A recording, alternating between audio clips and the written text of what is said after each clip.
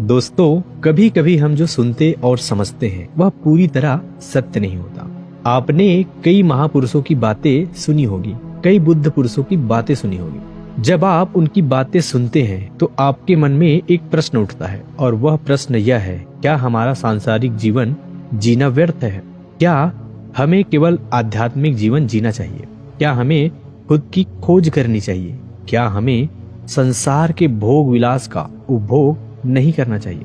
जो लोग इस सांसारिक जीवन में फंसे हुए हैं उनका जीवन पूरी तरह से व्यर्थ है। किसी को अपने माता पिता के लिए धन कमाना है तो कोई अपने परिवार को सुखी देखना चाहता है, कोई अपने बच्चों की चिंता में पीड़ित है तो कोई अपने लिए कुछ करना चाहता है तो कोई नाम कमाना चाहता है। दोस्तों, इस कहानी को जरा ध्यान से सुनिए क्योंकि यह कहानी आपकी जिंदगी भर काम आएगी। नमस्कार दोस्तों, एक समय की बात है। महात्मा बुद्ध नगर वासियों को उपदेश दे रहे थे। महात्मा बुद्ध कह रहे थे कि संसार के इस माया जाल में मत फंसो, संसार से ऊपर उठो। संसार से ऊपर उठकर ही तुम संसार को जी सकते हो। यहाँ कोई अपना नहीं होता। संसार के मोह माया वह फंस गया जिसने अपनी बुद्धि का इस्तेमाल नहीं किया। वह व्यक्ति जो समय पर अच्छे कर्म नहीं करता और बुरे कर्मों में जुट जाता है, वह आने वाले समय में बड़े दुखों का सामना कर सकता है क्योंकि उसके बुरे कर्म ही उसके दुखों का कारण बनेंगे। इसलिए आप सभी इस संसार की मोह माया अर्थात इच्छा, लालच, क्रोध इत्यादि को ध्यान पूर्वक देखते हुए अपने कर्म करें। इतना कहकर महात्मा बुद्ध ने अपना उपदेश समाप्त किया और वहां से चले गए। महात्मा बुद्ध जब यह उपदेश दे रहे थे तो वहां पर उस नगर का सबसे धनी व्यक्ति वहीं पर मौजूद था और उस व्यक्ति पर महात्मा बुद्ध की बातों का बहुत गहरा असर पड़ा। वह सोचने लगा कि अगर सब मोह माया है तो फिर व्यर्थ की मेहनत करना बेकार है। फिर फालतू में क्यों अपने समय को नष्ट किया जाए जब अंत में कुछ भी नहीं बचने वाला। जब यहाँ पर कोई अपना नहीं होता तो फिर किसके लिए व्यर्थ की मेहनत की जाए। अब उसका मन अब सांसारिक जीवन में नहीं लगता। वह संसारी जीवन से हटने लगा। अब उसे अपना सब कुछ किया हुआ व्यर्थ नजर आने लगा था।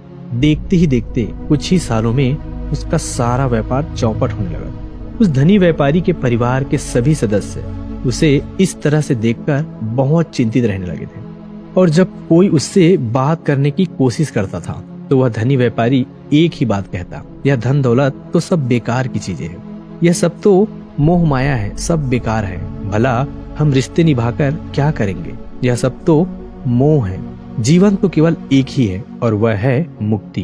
अब तो केवल उसी की आस है, उसी की प्यास है। मैं इतना समझ चुका हूँ कि अब से जो भी होगा वह सब अच्छा होगा। अब से उसने व्यापार पर भी ध्यान देना बिल्कुल बंद कर दिया था और देखते ही देखते वह धनी व्यापारी उस नगर का सबसे गरीब व्यक्ति बन चुका था। वह पूरी तरह से निर्धन हो चुका था। उसका सब कुछ बर्बाद हो चुका था। एक दिन जब उसके घर में खाने के लिए कुछ भी नहीं बचा तो उसने अपने आप से कहा, यह मैंने क्या कर दिया? सब कुछ तो बहुत अच्छा चल रहा था लेकिन मैंने अपने हाथों ही सब कुछ बर्बाद कर दिया। आज मेरे परिवार का हर एक सदस्य भूखा है, उनके पास खाने के लिए कुछ नहीं और मैं उनके लिए कुछ नहीं कर पा रहा हूँ। वह यह सब सोच ही रहा था कि तभी उसे याद आया कि उसने महात्मा बुद्ध की बातों में आकर अपना जीवन बर्बाद कर लिया।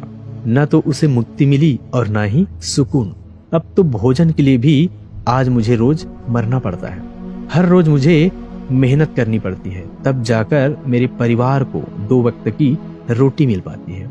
अपने परिवार की इस तरह से बुरी हालत देखकर उससे रहा नहीं गया। वह बहुत चिंतित रहने लगा था। तब उसके मन में ख्याल आया कि वह अब किससे मदद मांगेगा, आखिर अब उसका साथ कौन देगा। तभी उसे याद आया कि उसे महात्मा बुद्ध के पास ही जाना चाहिए क्योंकि बुद्ध के कारण आज उसकी यह हालत है। उसके हालात के जिम्मेदार तो वही है। मैं तो सीधा सीधा अपने मार्ग पर जा रहा था, लगातार अपने व्यापार में उन्नति कर रहा था, लेकिन जब से मैंने उनकी बातें सुनी तब से मेरा मन विचलित हो गया। उनकी फालतू बातों में आकर मैंने अपना सब कुछ बर्बाद कर दिया।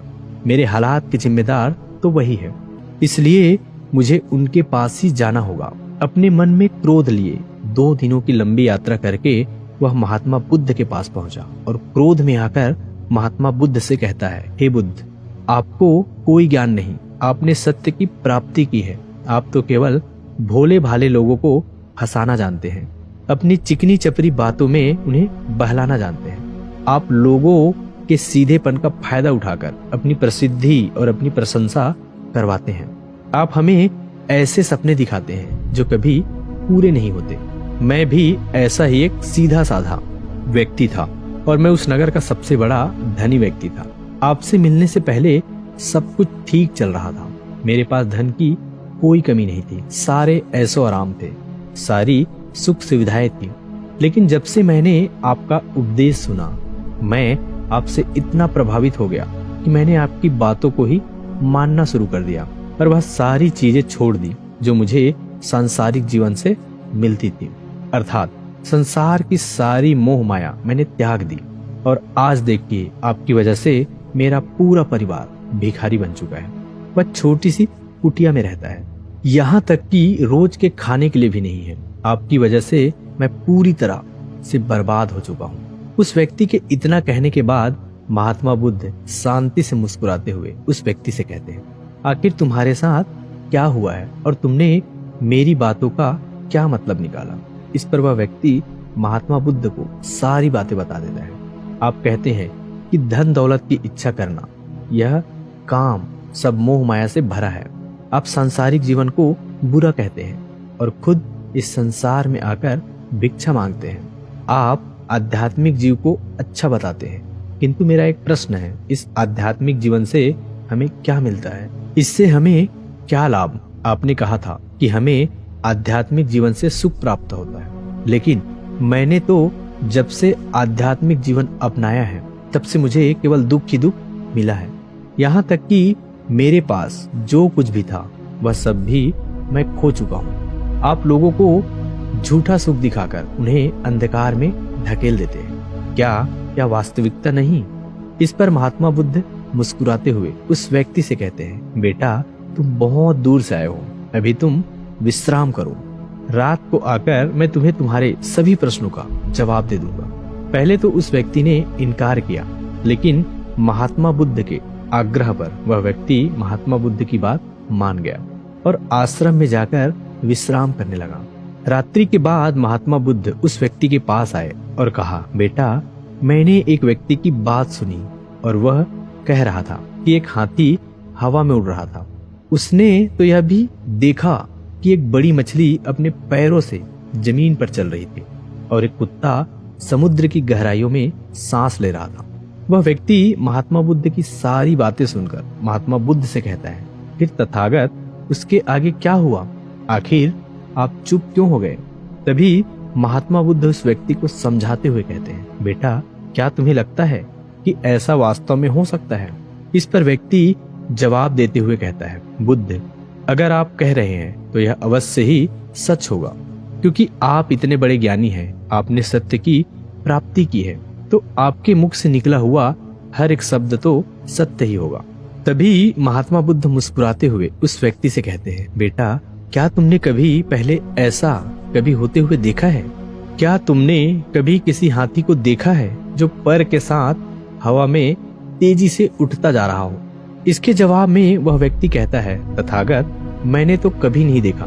तभी महात्मा बुद्ध कहते हैं, तुमने मुझसे प्रश्न क्यों नहीं किया कि आखिर वह हाथी आकाश में कैसे उड़ सकता है?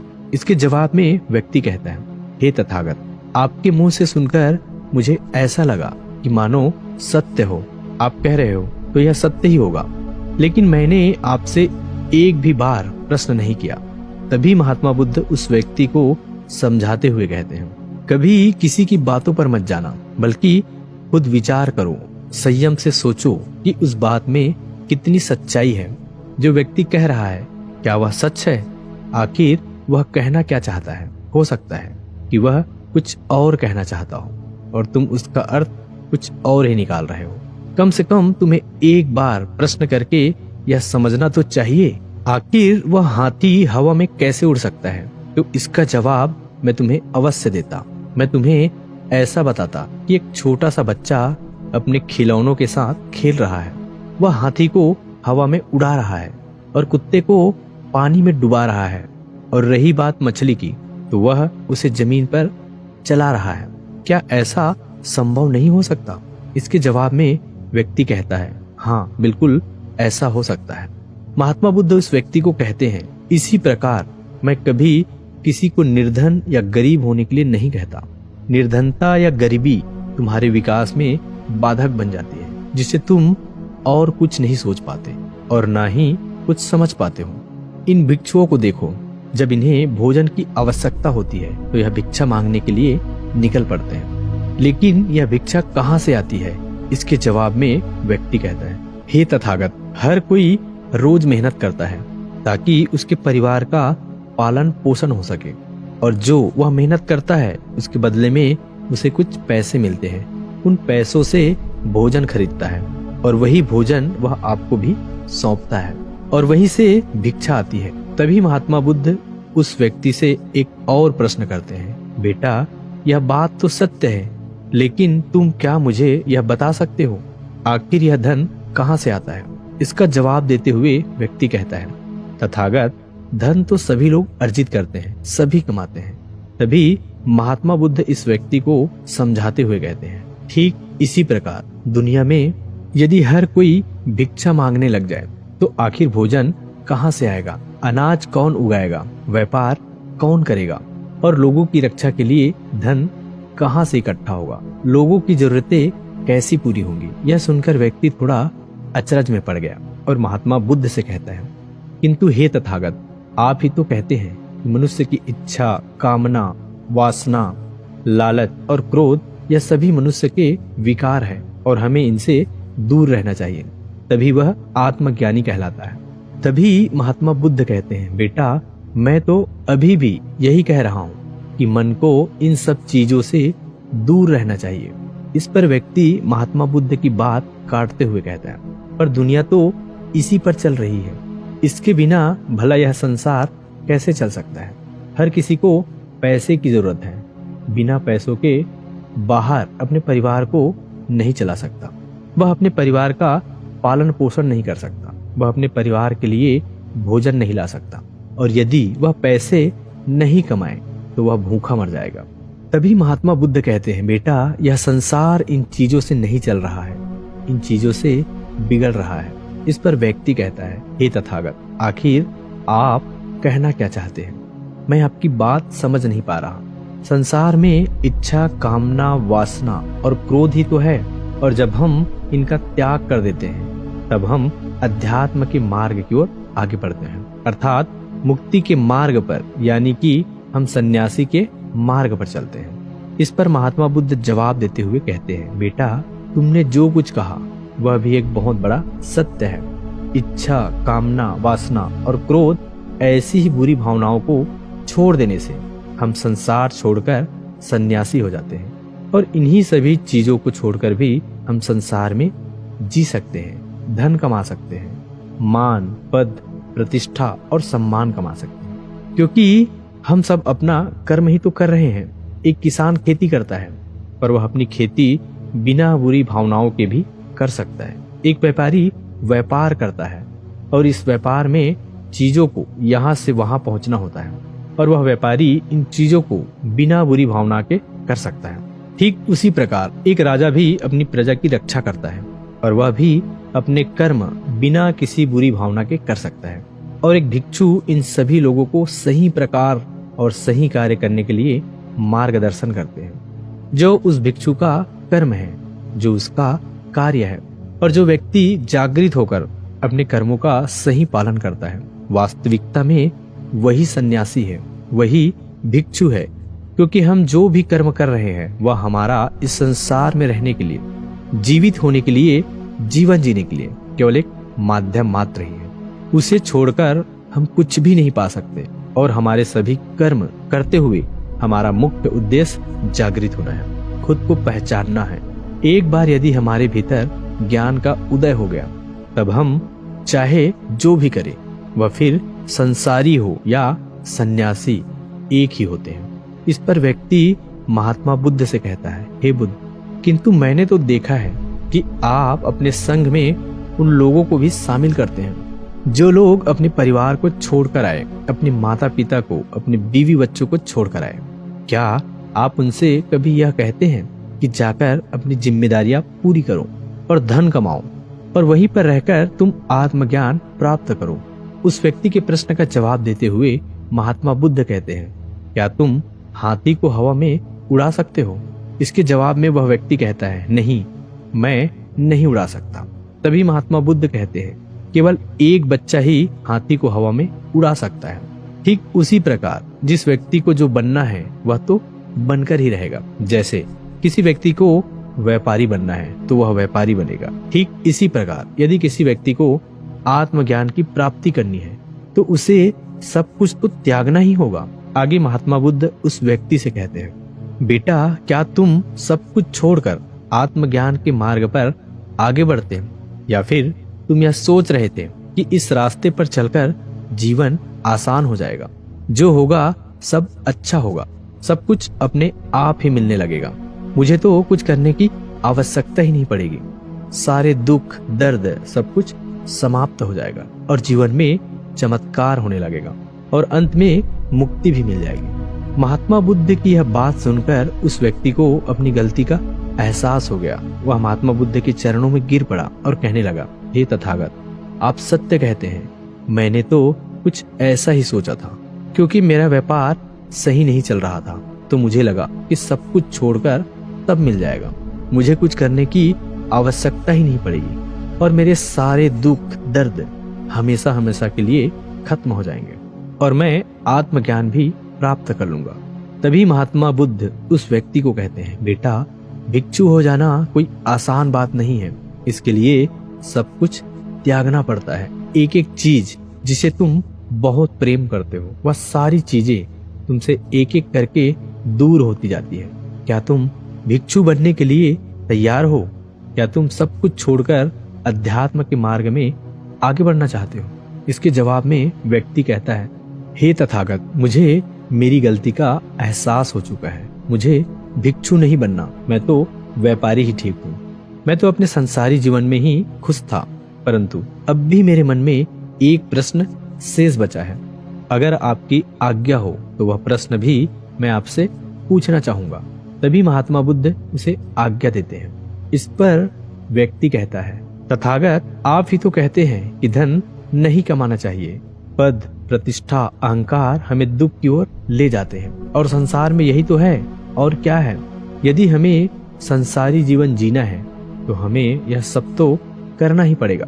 तभी महात्मा बुद्ध मुस्कुराते हुए उस व्यक्ति से कहते हैं, क्या तुम्हें भूख लगी है? इस पर व्यक्ति कहता है, हाँ तथागत, मुझे बहुत भूख लगी है। तभी महात्मा बुद्ध उस व्यक्ति को भोजन करवाते हैं और उसे भर पेट भोजन खिलाने के बाद महात्मा बुद्ध उस व्यक्ति से कहते हैं, लो और खाओ, यह सब तुम्हारे लिए ही है। इसके जवाब में वह व्यक्ति कहता है, तथागत, मैं पहले ही बहुत ज्यादा खा चुका हूँ, अब मुझसे और नहीं खाया जाएगा। मेरे पेट में अब जरा भी जगह नहीं रह गई है। यदि मैंने और अधिक खाया तो मेरा पेट दर्द करने लग जाएगा और फिर मुझे तरह तरह की परेशानियां होने लगेगी, मैं परेशान हो जाऊंगा।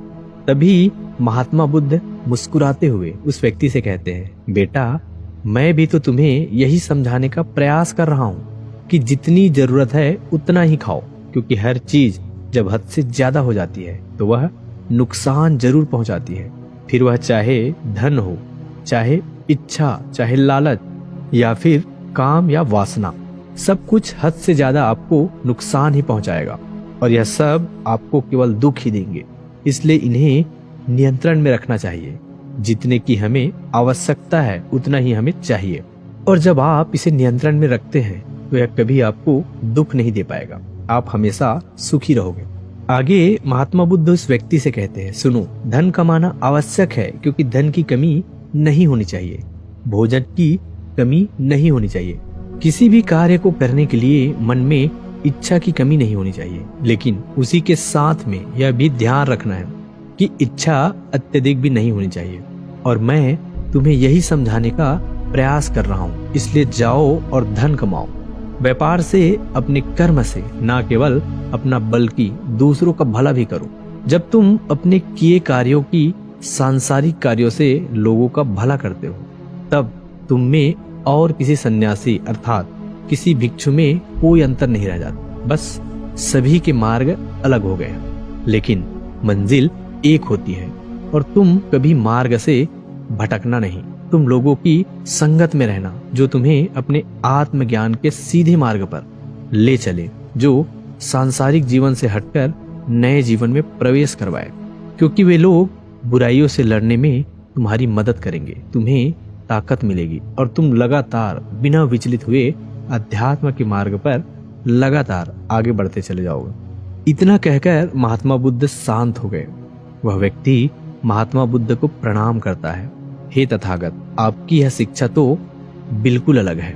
आप जो कहते हैं उसके पीछे का अर्थ कुछ अलग ही होता है, बहुत सीधा और सरल, लेकिन हम उसे समझ नहीं पाते। आपके पास चमत्कार का आश्वासन नहीं है, पर आपके पास वह मार्ग है जिस मार्ग पर चलकर मैं अवश्य ही अध्यात्म को प्राप्त कर सकता हूँ, जिससे मेरा और लोगों का, सभी का भला होगा। हे तथागत, यह मेरी ही गलती थी कि मैंने आपकी बातों का गलत मतलब निकाला और एक व्यापारी होकर भी मैंने अपने कर्म को छोड़ दिया और यह सोचने लगा कि अब अपने आप सब कुछ अच्छा ही होगा। लेकिन यह सत्य है कि अपने आप कुछ नहीं होता। जब हम हाथ पैर चलाएंगे, काम करेंगे, कर्म करेंगे, तभी हमें फल मिलेगा। जब हम हाथ पैर मारना छोड़ते हैं तो नदी का बहाव हमें अपने साथ बहाकर ले जाता है और तब हमारे हाथों में कुछ नहीं रह जाता। और यही मेरे साथ भी हुआ है। तथागत, आज से मैं आपको वचन देता हूँ कि मैं अपना कर्म पूरी ईमानदारी के साथ करूंगा। आपके दिए हुए मार्ग पर मैं पूरी ईमानदारी से चलूंगा। मैं आपको वचन देता हूँ कि मैं एक अच्छा व्यापारी और एक अच्छा इंसान बनकर रहूंगा। मैं आत्मज्ञान के मार्ग पर अपने कर्म करते हुए आगे बढ़ता रहूंगा। इतना कहकर वह व्यक्ति महात्मा बुद्ध को प्रणाम करके वहां से लौट गया। दोस्तों, कैसी लगी यह कहानी आपको? कमेंट सेक्शन में जरूर बताना। और अगर अच्छी लगी हो तो इस चैनल को सब्सक्राइब करके नोटिफिकेशन बेल को जरूर ऑन कर देना, ताकि कोई भी ऐसी ज्ञानवर्धक कहानी जब हमारे चैनल पर पोस्ट हो तो आपको तुरंत नोटिफिकेशन पहुंच जाए। तो मिलते हैं किसी अगली कहानी में। तब तक के लिए अपना ख्याल रखिए। जय हिंद, जय भारत।